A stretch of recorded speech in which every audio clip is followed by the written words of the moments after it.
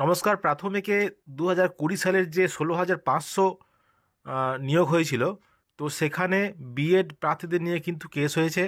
যেহেতু সুপ্রিম কোর্টের রায় অনুযায়ী বিএড প্রাথমিকে বসতে পারবেন না, বা 2018 সালের যে গেজেট এনসিটির সেটা বাতিল। তো সেজন্য কিন্তু 2016 সালে যে নিয়োগ হয়েছিল প্রায় 10,000-এর কাছাকাছি বিএড প্রার্থী, তো সেই নিয়ে কিন্তু কেস হয়েছে। দেখতে পাচ্ছেন আজকেই কিন্তু কেসটা উঠছে 15ই জানুয়ারি 2024 অনারেবল জাস্টিস অভিজিৎ গঙ্গোপাধ্যায়ের বেঞ্চে।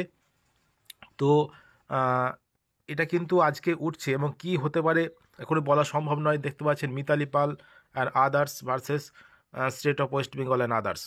তো এই হলো বিষয় যে West Bengal board of primary education act 1973 অনুযায়ী হচ্ছে, এবং এই যে 16,500 নিয়োগে যে ডিএলএড প্রার্থীদিকে বঞ্চিত করে বিএড প্রার্থী নিয়োগ করা হয়েছিল, তো সেই নিয়ে কিন্তু কেসটা হয়েছে।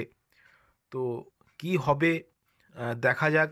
যেহেতু মহামান্য সুপ্রিম কোর্টের জাজমেন্ট অনুযায়ী বিএড প্রার্থীরা প্রাথমিকে যোগ্য নয়, বা 2018 সালের, এবং প্রচুর পরিমাণে বিএড প্রার্থী নিয়োগ করা হয়েছিল ডিএলএড প্রার্থীদের বসিয়ে রেখে 2020 সালে যে 16,500-তে।